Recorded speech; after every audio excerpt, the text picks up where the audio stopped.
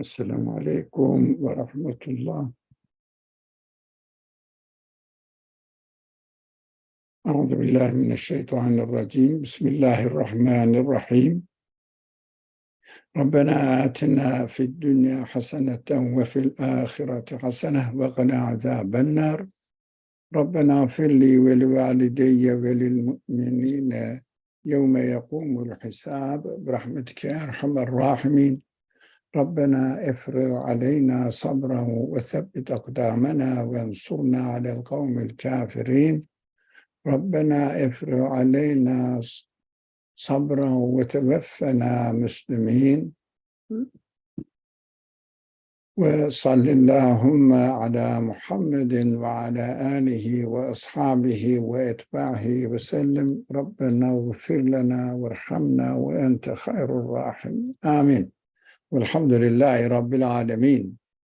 Inshallah, we are very close to the end of the section Araf after 63 sessions we had on it. But inshallah, we will benefit from the Qur'an as much as possible. It doesn't really matter how many verses we have studied, but what matters is really, have we really digested it, benefited from it, and applied it to our life. So we will continue, inshallah. As far as I know, we are left in this ayah 196. Indeed, my protector. So, Bismillah ar-Rahman ar-Rahim. Let me take. I think on 94. 94? Let me say, Yeah. I was doubtful. Yeah, thank you very much. Thank you for reminding me. So let me go out of this and see.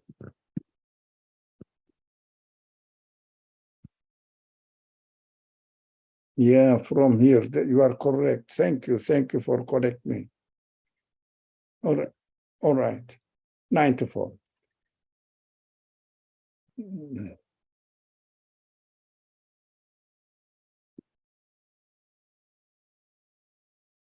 إن الذين تدعون من دون الله عباد أمثالكم فادعوهم فليستجيبوا لكم إن كنتم صادقين. Those you invoke besides God are created beings like yourself.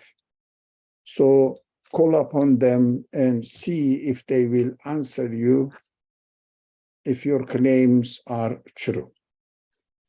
If you are really true and secure in your claims. So some scholars say the people who died and they were regarded as esteemed people or close friends of people, very knowledgeable or virtuous people. But I don't think it refers to this kind of practice that some only innocent public Muslims practice, maybe some Christians as well, Jews as well. But the purpose of the Quran is universal, so we have to understand that whatever we call for help, just provide what I want, please give me, it means whatever we think, we imagine that will be the source of our satisfaction. But satisfaction starting from our existence, our life, our sustenance, our hopes, satisfaction of our feelings, all of them, call those things that you think may be the source of your satisfaction or source of your explanation of the reason of existence and how you can obtain your ultimate goals in this world.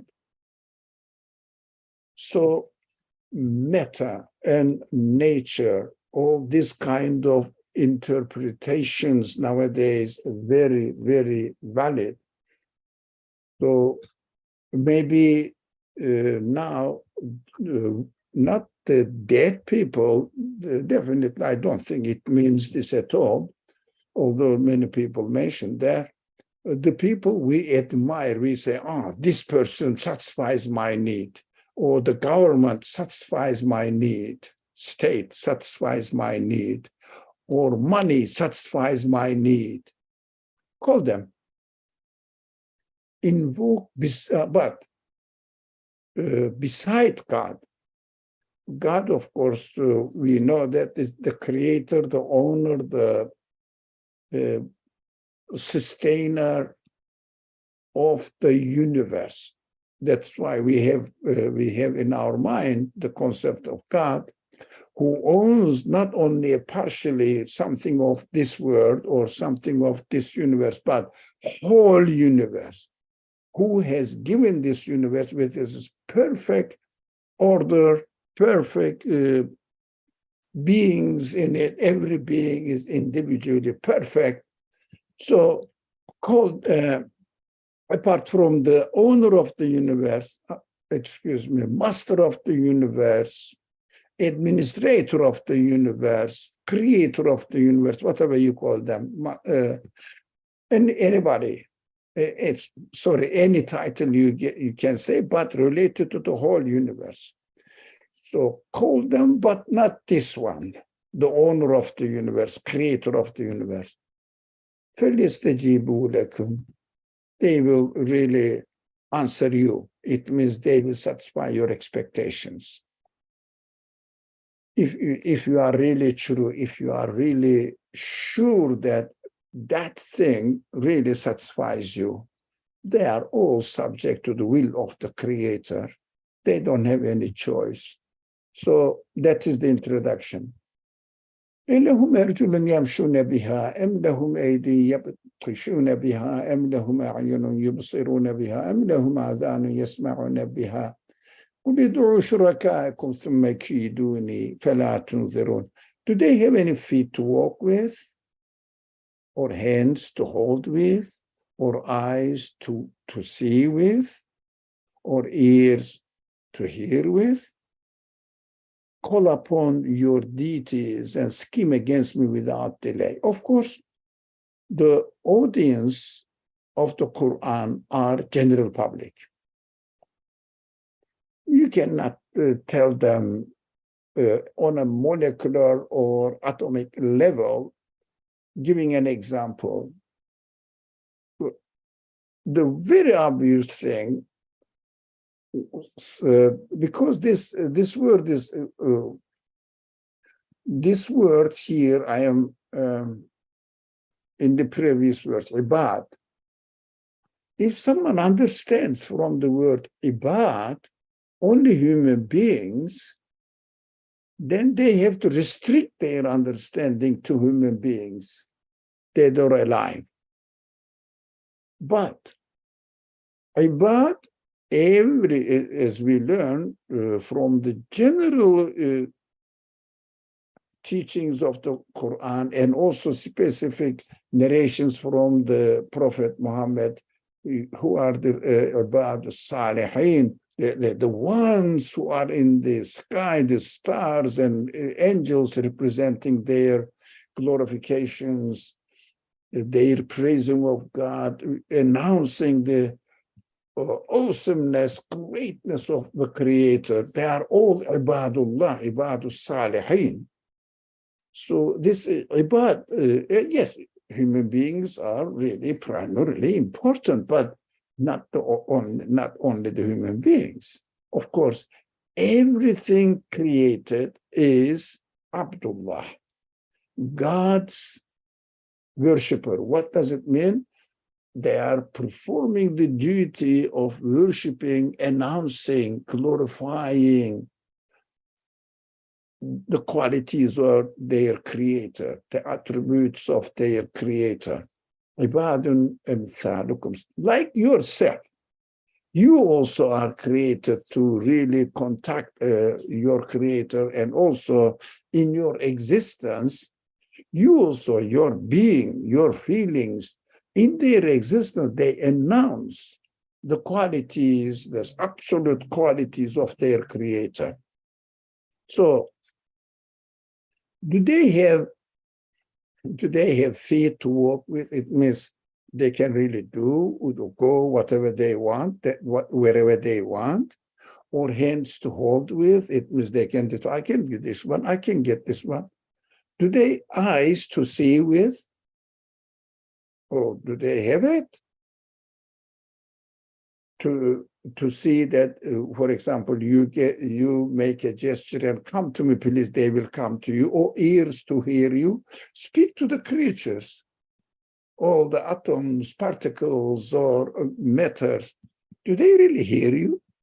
Even the animals, we can say, yeah, they hear me, but they don't really understand what you are saying.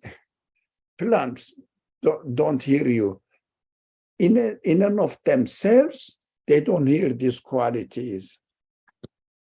So we understand that they have no free will to use, to choose, but only that's what we keep reminding us, or I keep reminding myself, that they have no free will but follow the way they are created. They have no choice whatsoever.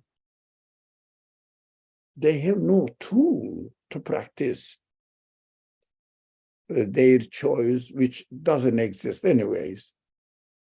So it is a very simple way of teaching the general public, giving the example. Yeah, they said, well, look, this tree. So I benefit from its fruit or leaves or the functions, chemical functions they perform.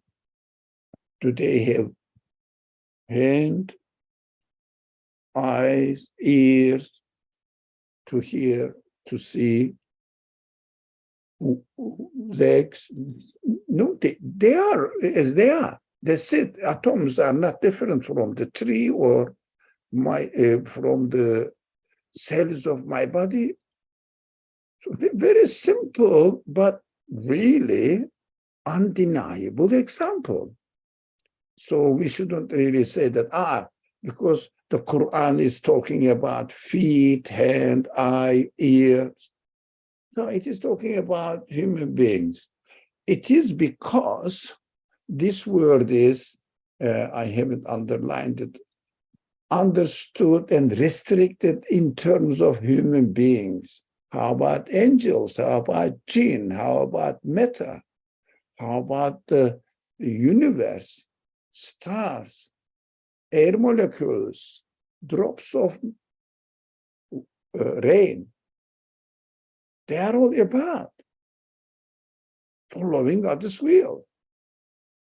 So restricted understanding about took some people into understanding that it is only mentioning human beings. So when he says hands, feet, eye, they are dead.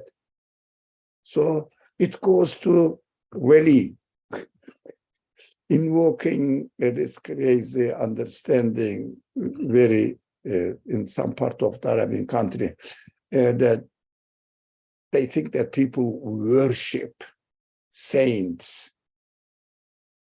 No, they esteem, they respect, they favor, but some ignorant people, uneducated people, ask for shafa from them. That is another subject. It means shafa means really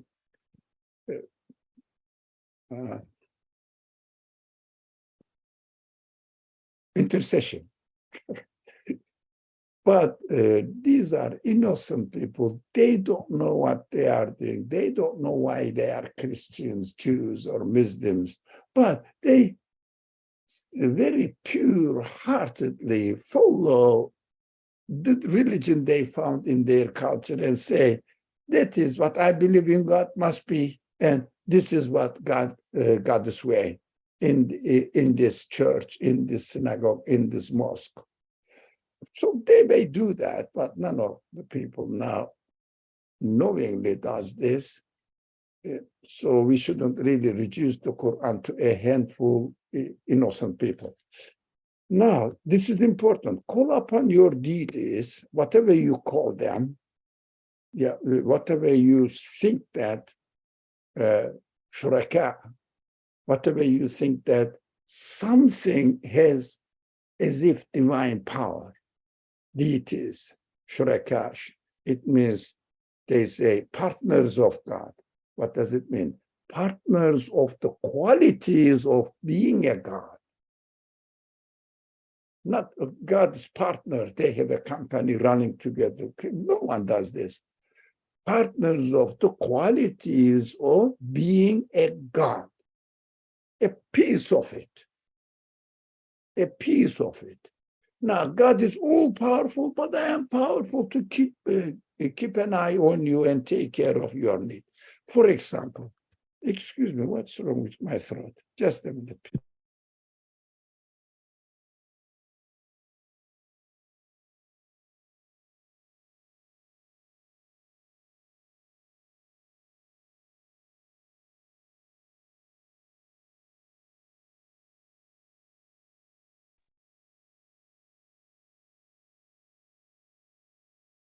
So let's continue, inshallah.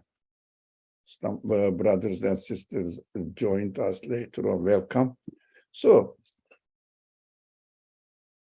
if they will answer you, call upon them.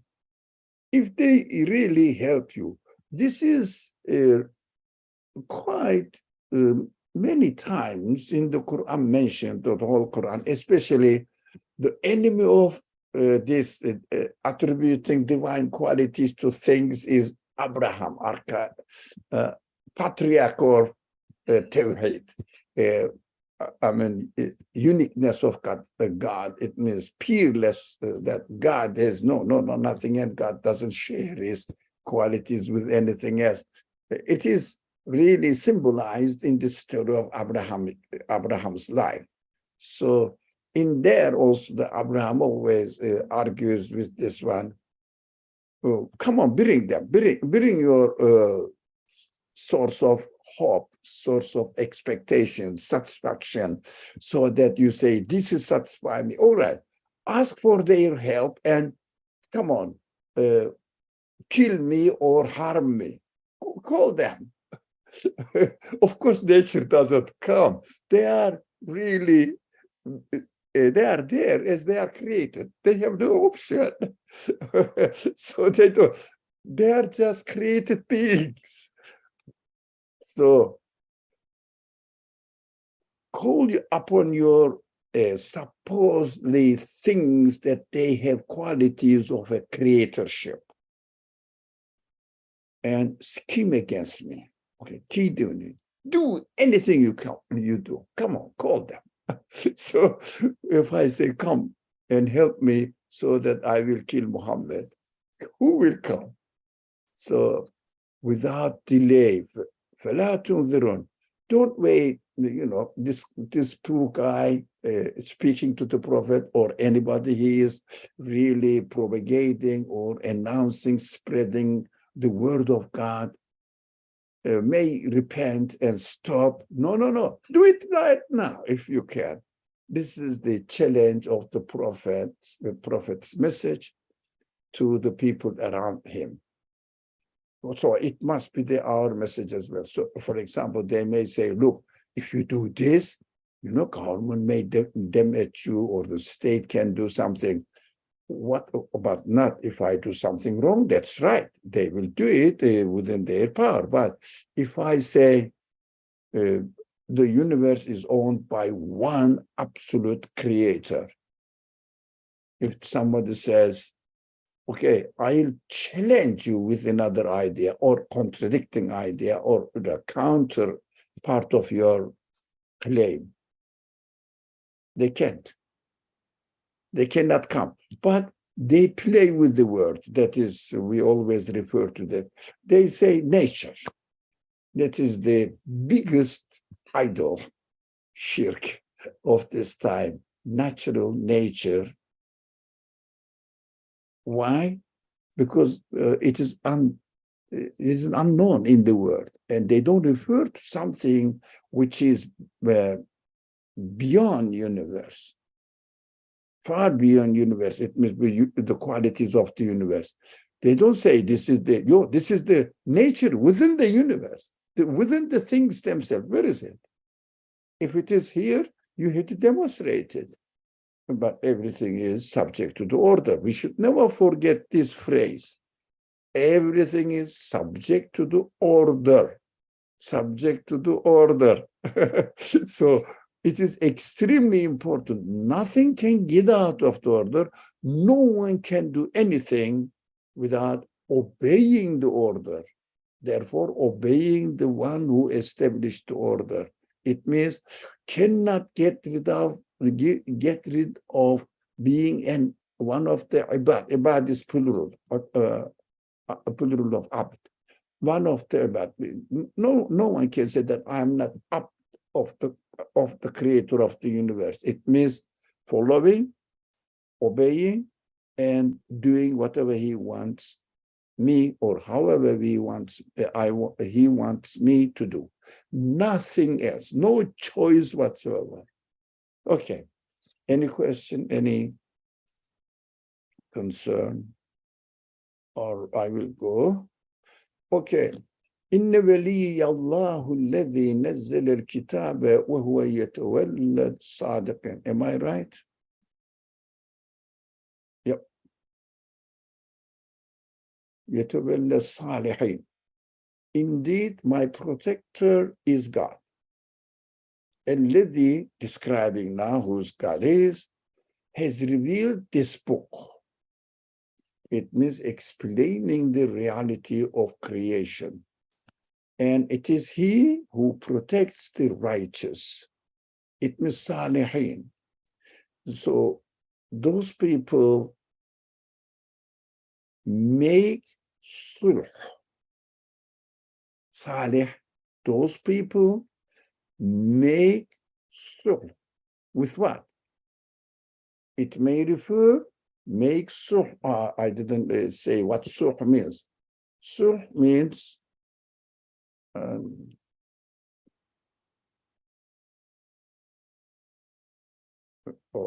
making a contract in a peaceful manner. It means on agreement. What is this? The best word for it, if anybody knows. For example, we say after a war. Like an accord. Sorry? Accord, A-C-C-O-R-D, you know. A treaty? Or treaty. Excuse me, accord, did you say? Yes, accord, peace accords. Yeah. Is there any saying like this peace accord? It means they agree that they are not going to attack, but they will be friends from now on. Treaty. Yes? Peace treaty. Treaties, maybe this another way, maybe peace treaty. But accord, I think if it is peace treaty is a good, maybe the good word for it.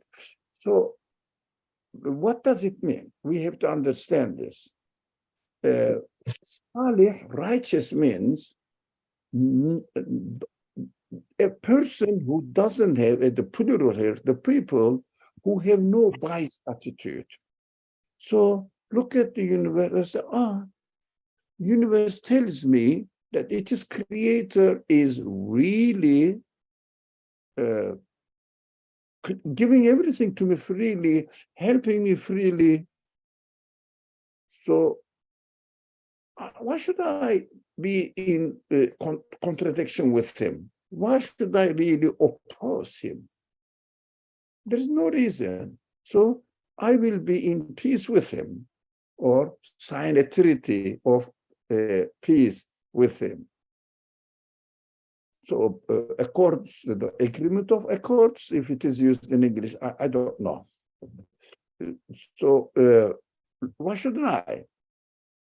Also, we can understand within the context of this verse only, this إن ولي الله الذي نزل الكتاب وهو يتولى الصالحين. So I may have a solid relationship with God, or al-kitab, the book. It means, oh, what the universe says, what the book says. So they all in agreement. I should not, why should I oppose him? So this righteous understood as good, for example, amal salih is translated as good deeds. But we have to really define what is good deed, in which terms that we define good. So in a peaceful manner, what does it mean? In agreement with what the universe is giving the news to me, what the book of the creator of the universe is telling me, I welcome. And وَهُوَ يَتَوَلَّى الصَّالِحِينَ.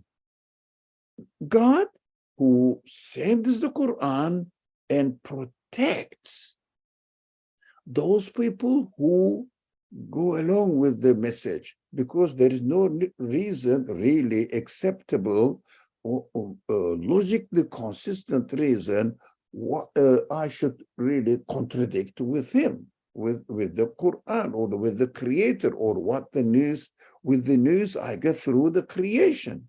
Why should I contradict?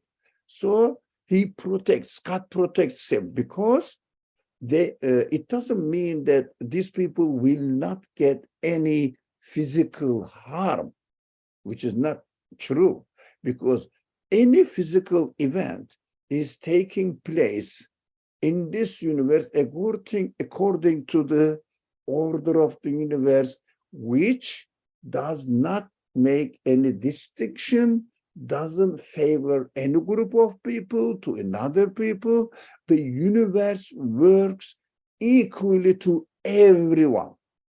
So if, for example, when the people harm the prophets or the messengers of God, prophets of God, they can harm.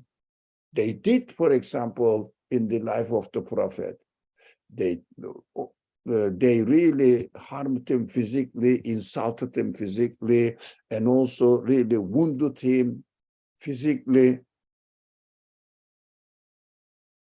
psychologically as well. That is a human being. But we have to understand this protection in their understanding of their reality. So no one can protect a person who goes against the message of the Quran, who interprets the universe as contradicting to the message of the Quran. No one really have a reason or theory which really goes against the reality of the universe, just that they make up. So the creator doesn't really protect them, because their all of their claims are baseless, irrational, and just make up imaginations, speculations, just made up words which doesn't mean anything. Chance, for example. Where is chance in the universe? Where is chance? Nothing, and even an atom cannot really move from one place to another place on chance, luck. They have to obey the will of their creator, the order of the universe. So they cannot get protection from the creator at all if they go against the message that they receive from the universe, they receive from the book. So they are not protected. Those, because in their inner world, in their spiritual world, they feel secure. I belong to the creator of this universe. That is, I am secured now, protected now, with the truth that I am fully convinced about, with my reasoning, intellect, and with my all feelings. Okay. All right. Brother Ali, can I just add a comment? Well, of course. I think it also helps me understand the idea of seeking protection. So from the perspective of the human being, the idea that we desire for protection, and our responsibility to seek protection is to come to an agreement or a harmony of with the understanding of what the order of the universe is as it is created, and aligning yourself, or as you were saying, the word sulh, like coming to terms with it's being consistent with my inner nature. So that is my effort to seek protection. Yes, yes. So thank you. You put it in an English, in English, not like me. So perfectly summarized it. Oh, so it is understood. I'm very happy to hear your comment, which is perfectly summarized what this verse is saying. I am continuing that. وَالَّذِينَ تَدْعُونَ مِن دُونِهِ لَا يَسْتَطِيعُونَ نَصْرَكُمْ وَلَا أَنفُسَهُمْ يَنْصُرُونَ. Now, in this verse, what is extra here? But those you call on instead of him, instead of God, cannot help you. Now, of course, it is, we have been talking, yes, but what is here new here? وَلَا أَنفُسَهُمْ يَنْصُرُونَ. They cannot even help themselves. For example, can I help myself, starting from human beings? Can I help myself without being an abd? In the previous verse, abd, plural of which is abad. It means obeying the order of the universe. Can I get anything? Can I obtain anything if I don't follow the order of the universe? Can I obtain anything which I don't follow my spiritual reality? It means my conscience, my spirit recognizes the truth. As it is created, it recognizes the truth. I am not educating it. It's already perfectly educated. I am here given the free will to discover what is within my own spirit, within the capacity of my own spirit, the truth within which exists already within myself. So I cannot help myself as I want unless I obey my Creator's order, my Creator's reality. I submit my feelings to what they require to be submitted. What they tell me the truth, well, confirm it. Don't use my free will without using my free will not, to oppose it, contradict my reality. Otherwise, I cannot get any help from anything. What I want, air. Can I create one molecule of air? No. Can I create the ability to really intake it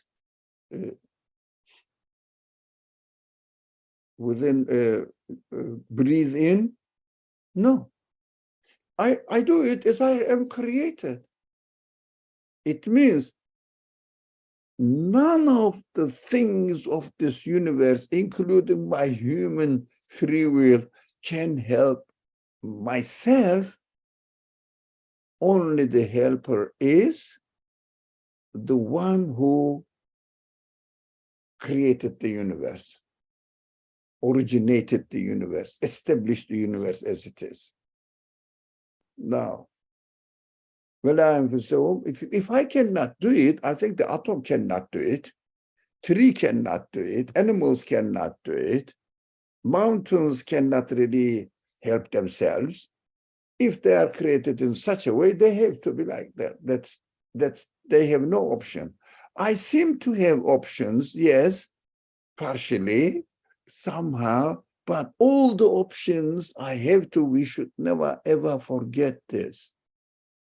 Although it may be boring for you to hear this phrase from me, I cannot really do or practice my free will without obeying the order of the universe. As far as my responsibility in this world is created, I have a space to make preference between the principles of the orders, but still within the orders.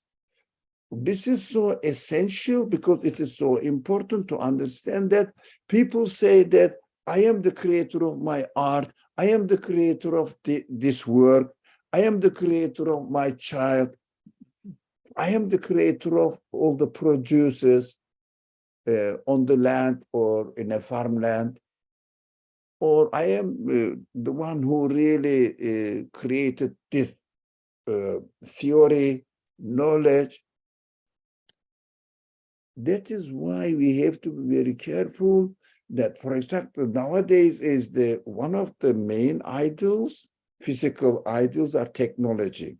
See, of course, theoretical idol is nature, the main Huber of creation. So that is nature. Physical idol is technology. So these scientists, materialist ones, hide their heinous ideas behind the success of technology. Success of technology is nothing but success of the order of the universe. They have obtained from it. So I admire God's work when I look at my computer or the telephone. Nowadays, everybody has one. I admire my creator. But scientists, I see it as a vehicle, working, carrying it for me, finding it out for me. It's just a carrier. Okay, thank you. For example, if someone brings me food from California to New York, I thank them. Of course, my expression of thank them by paying some money to them. That is thankful because money means my labor. Paying out of some labor, it means doing some work for them as well. So they did some work for me. I am doing some work for them in return. That is my relationship between the transporters, producers, producers means farmers, or greengrocer owners. This is my relationship with them. He gives his labor to me, I give my labor back to him. Of course, we don't realize that the money we are giving are pieces of our labor. So we have to understand this so that we should admire God's work when I look at the wonderfully working computer. Okay, 98. وإن تدعوهم إلى الهدى لا يسمعوا وتراهم ينظرون إليك وهم لا يبصرون. Beautiful. And if you pray unto them, call them for guidance, they don't hear. This tadu da'a has two meanings, of course. To call upon God. So here to call them, it means you can say pray on them, pray unto them, pray to them maybe for guidance. It means, come on, give me the right way. It doesn't work really.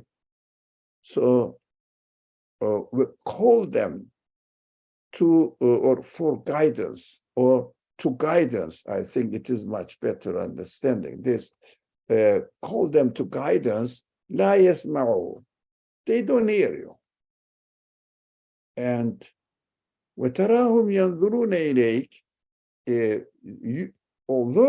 Though you may imagine that they look at you, وَتَرَاهُمْ, as if you look at them as if they see you, but they don't see you. Of course, tara means look. Sorry, tarahum yanzuruna ilayk. You see them as they are looking at you, but they don't see. Of course, it comes to our mind that these images that the people use as representative of God on earth, representative of God on earth. So they make it as if it's a living being looking that, but they don't. But of course, we should understand nowadays really goes and says this is the representative of God. I mean, the Hindus have this, as far as I can hear. But they do it because they are using them as reminders of God. So this is the reminder of God's grace. This is the reminder of God's compassion or God's justice. For them, we need something to remind us. Still, they don't really see them as idols. But of course, it is wrong, definitely wrong. You don't have to have an image to remind you, God. But unfortunately, they do that. Well, that is their choice. But we have to understand that as if the things are treating us as if they are seeing us. For example, the vegetable comes, or animals are growing, vegetable comes out of the soil, earth, as if they know that I need food. The cow is really the source of milk for me, goes and eats as if it is really helping me consciously. No, they have nothing to do with you. Earth has nothing to do with you. They are not aware of your existence even. So we have to understand that they la yubsirun. They don't really see you. They don't really know you. This basira, we will see, the word is very important, this yubsirun. Basira is different from ra'a, to see. Basira, for example, I mean, we are not studying Arabic. Ra'a, to see, basura also to see, able to see. But the difference is ra'a, physically see, or intellectually understand, depending on how, as we use it in English. I saw let's say, I saw an elephant today in the zoo. That is ra'a, not basura. That is different. So that is to see, but yubsirun, they don't really penetrate, see you and penetrate in their relationship with you. It means not only physical seeing, but because of my vocabulary is very limited. So as if seeing your mind, reading your mind, as if what you want, and accordingly they are preparing the food for you. They don't really realize what you need. They are created as they are, you are created as you are. There is no relationship between the other creatures and your physical tie between you. They are independent, the created, you are independent, the created, but the creator really put you in contact with you, not having insight.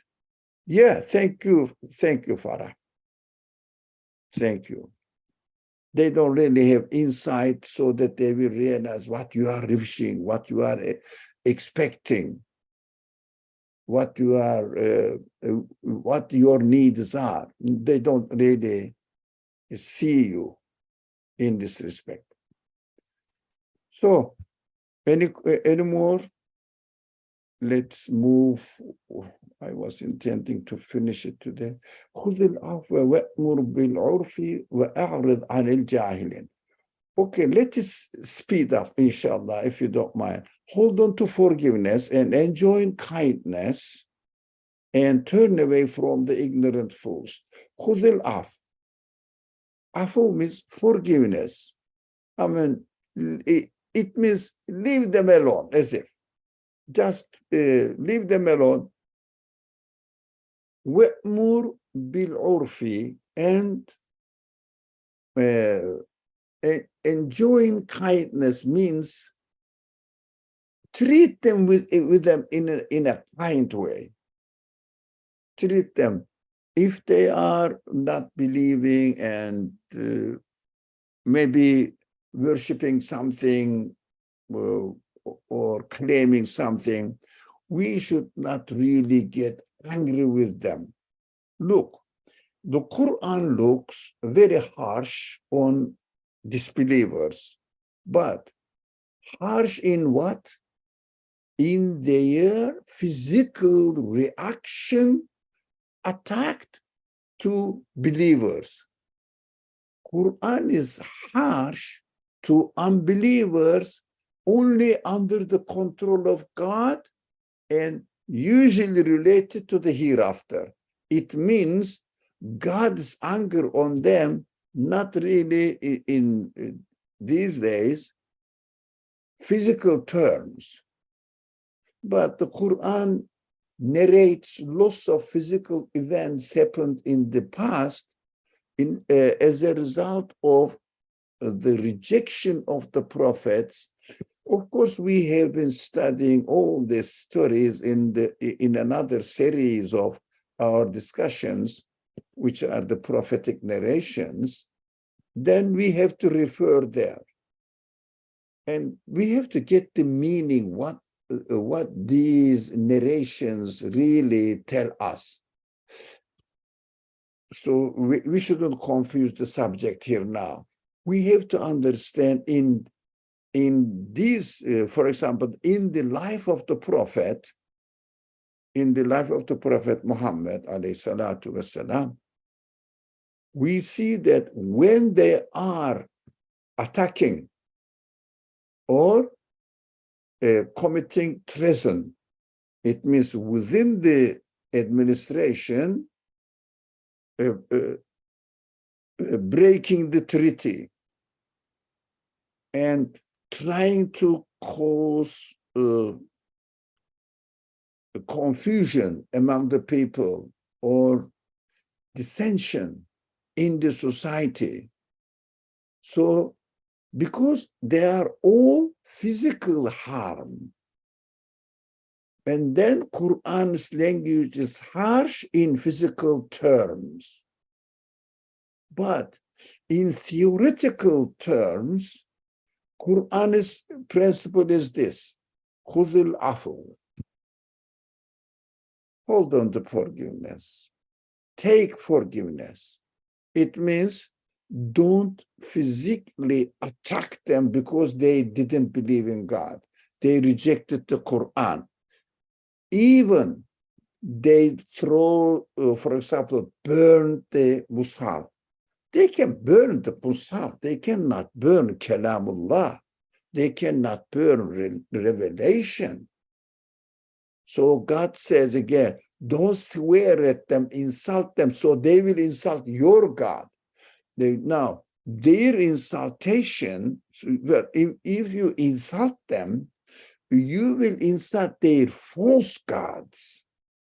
But if they in return insult you, swear at your God, they will be swearing at the real God. So don't do that. Quran says it's very important what we do. If they burn the Quran or Mus'haf, they cannot burn the Quran. They can only burn the papers.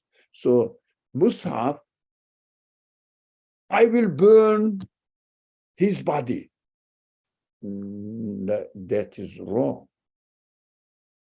That is wrong. Or I will burn the Bible. So that is even worse. That is even worse. The Quran says, yes, it is somehow corrupted or something. There is mercy, there is guidance in them. Remnants of them, at least. How can you burn it? So in ideological sense, not physical attacks. Now, we have to follow this principle. Hold on forgiveness. Okay. وَأْمُرْ بِالْعُرْفِ, enjoin kindness. It means, come on, let's be human beings. Nowadays we can say, let's behave towards each other in a civilized way, so that you say your idea, I will say my idea. Not debate, but we can have a panel discussion. The debate is horrible. I really, really hate it. Confrontation of religions, ideologies. خذ العفو. الصلح خير. What are we doing? These people are really full of grudge because they don't feel satisfied within themselves. That is my analysis, psychological analysis of these people. They keep attacking, debating, trying to find out the mistakes and winning the case in front of thousands of people. What are you doing? If he believes this one, present your idea. Don't argue with him. This is my idea. You say your idea. Let's be civilized. وَأْمُرْ بِالْمَعْرُوفِ. They enjoin kindness. Let's be human beings. You say what you believe, this. Okay, I will say this. And let the people judge about it. Why are we attacking each other? I don't understand. Because وَأَعْرِضْ عَنِ الْجَاهِلِينَ, also keep away from the ignorant one. Jahil usually understood as ignorant, uneducated. But the Quran doesn't mean uneducated. Most of the first audience of the Quran was uneducated. Even the Prophet was uneducated. So Jahil is, the Prophet wasn't Jahil. People weren't Jahil, but uneducated. But ignorant fools, I edit this, because they are acting foolishly. They don't follow their reasoning. So if somebody is speaking to you and arguing with you about your religion, about your belief, but without using their reasoning, acting foolishly, inconsistent sentences they say, inconsistent claims they have, contradicting the one sentence with another they say,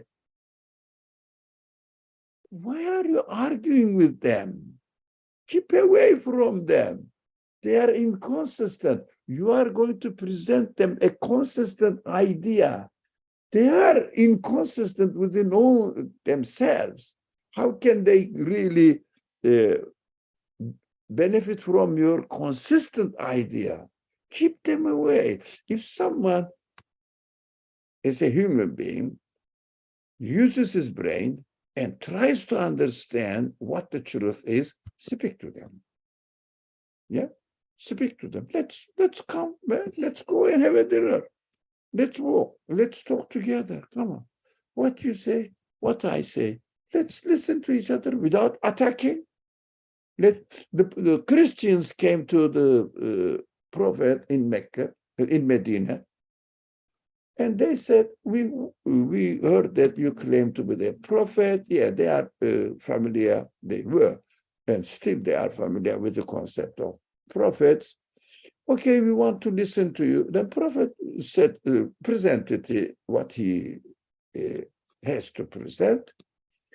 And at the end they said, no, we don't agree with you. And on the contrary, they stayed in the masjid. Of course, there is the hotel at the same time, restaurant at the same time, guest house at the same time, or prisoner of wars were there as well in case when it happened occasionally at the same time. It is the place, administrative place. It means really town hall. Everything is there. So they stayed there and they said, okay, we are going to practice our Christian ritual. Robert said, go ahead. Go ahead. That is your choice. Did he argue with them? Did he say, no? No? وَأْمُرْ بِالْمَعْرُوفِ وَأْمُرْ بِالْمَعْرُوفِ. So if they followed their reason, the Prophet will follow. They said, no, we don't accept your idea. Okay, welcome. Okay. Or the Prophet called them for li'an. No, you know the truth, but you are so arrogant that you cannot accept it. So let's ask Allah's curse on the liar. Lying what? To themselves. They know it is the Prophet, but they say we are Christians. They compete, and I will ask God's curse on me if I am lying. It means if I am contradicting within myself. These are delicate points, but unfortunately, sometimes we may forget about it or ignore it. وإما ينزغنك عن الشيطان نزغ فاستعذ بالله إنه سميع عليم. Surely he is sorry, where am I doing? وإما ينزغنك عن الشيطان. If you are tempted by Satan, then take refuge with God. Oh, it's very important. This verse is very important. Let me see really whether we should go into this verse or not. Let me now, where are we now? Here. Oh, 1, here, 2, 3, 4, 5, 6, 7. We have 7 more verses to study from the section Arab. I would say it will take another week. If you don't mind, let's end here. Yeah, with words, because this, if they are tempted by Satan, what does it mean? And seek refuge with God. What do we do? We usually say "A'udhu billahi minash shaitanir rajim" when the Quran says, when you decide, start reading the Quran, reciting the Quran, studying the Quran, seek refuge with God, fasta'iz billah, seek refuge with God. So we say, of course, this is for our general public, say, "A'udhu billahi minash shaitanir rajim." Correct. That is the seeking refuge with God of the tongue only. How about mind? How about feelings? Also, it is an interesting subject and practical subject as well. It happens to us always. In my this one, if you are tempted by something comes to our mind. Why is it not happening? Why, if God really merciful, lots of problems there, and then Quran says, gives the guidance. Fasta'iz billah. Don't worry, innahu sami'un alim. It's a beautiful verse we have to study with the rest of the verses, inshallah. Because following verses also, they are really delicate, intricate points that we have to talk in practical terms and make the guidance for ourselves in practical life. Inshallah. Bismillah ar-Rahman ar-Rahim. سبحانك لا علم لنا إلا ما علمتنا إنك أنت العليم الحكيم وآخر دعواهم أن الحمد لله رب العالمين بحرمة الفاتحة. Before I stop the recording or streaming, do you have any comment, any question?